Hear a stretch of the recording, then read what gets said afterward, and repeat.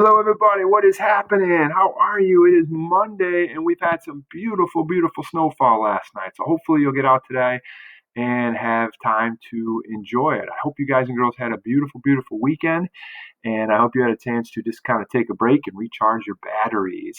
Thank you so much for all your good comments on the Google Doc last end of last weekend. I'm looking really forward this week, maybe to connecting to all of you guys and girls, maybe through Google Hangouts or a Zoom video. I'm going to follow your lead, okay? What you want to do, because I know that a lot of teachers might be using those. That might be a little bit of overkill. So again, I'll follow your lead. If you want to connect, that'd be a great thing. But I'm looking forward to maybe trying a Zoom video or Google Hangouts with you guys and girls and just kind of catching up and talking about some of these things that we've been reviewing for the last couple of days. But first and foremost, yes, take it easy today. Maybe get outside, enjoy the snow.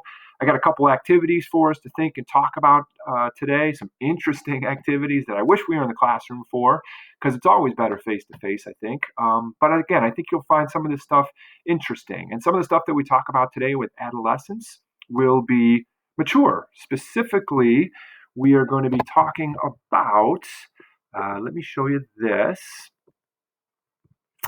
Yeah, puberty, right? Interesting. And I know, thank you again for facing this in a mature way because it can be awkward to talk about. But there's nothing awkward about it. Everybody goes through it. It's a part of adolescence, it's a part of growing up. And in the spirit of developmental psychology, it's very, very interesting to see the physical, social, and cognitive growth that adolescents go through during this time period, say between the ages of, say, 10 and 20. And this will help also for our later discussions and to adulthood and relationships. So it's all good. So I'm going to send you a link to this short little video. It's about 5 minutes here on puberty. It's a really interesting video. It is a compendium, a montage of some sexual education clips that they used to show in schools in the past, specifically for your parents or even your grandparents. One thing to maybe think about when you're watching this is, what was the sexual education that you've had, either in your grade school or at St. Ignatius? Was it good? Was it bad? Was it ugly? Was it effective? Ultimately, one big question is young people, I think, need to know some good information. Some people don't believe that. I'll have you research. Also, a couple articles. Here is one, I believe it was in Oklahoma a couple years ago, where parents were really, really upset that the school district was teaching their students sexual education. They thought it was too forward and too much, and they really, really rebelled against the school district. If schools choose to teach sexual education, how far do they go? Do they teach about LGBTQ issues? And they go, and again, to what extent and what age? What age do you start teaching sexual education? This is an interesting website as well, too. You could look at some different state laws when it comes to sexual educations. I think there's a link down a little bit lower about state laws, and you could look at Illinois versus some other states. There are some pretty progressive states, specifically, I'm thinking maybe of, say, Oregon. Minnesota, I think, is pretty progressive. And then there's some really conservative states, again, say like Oklahoma, Mississippi, I think is pretty conservative. Interesting to see the differences of like what American students know depending on the state they live in.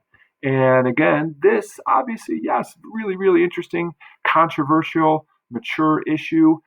This is an issue that young people obviously are doing. You know maybe more about this than I do.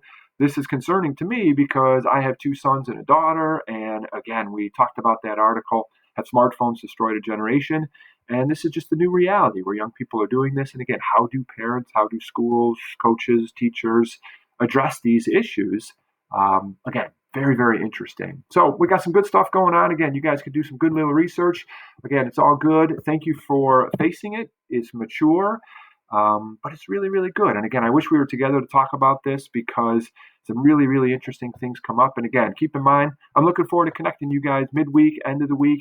Think about it. Maybe I could send out a Google Forms and take a vote, class vote about what you want to do, connect through a Zoom video, Google Hangouts. Again, I'm looking really, really forward to chatting with you face to face and catching up. So again, hope all is well. Take good care. Get out and enjoy that snow and just keep your chins up because again, like I said in today's daily reflection, this too will pass. Okay, so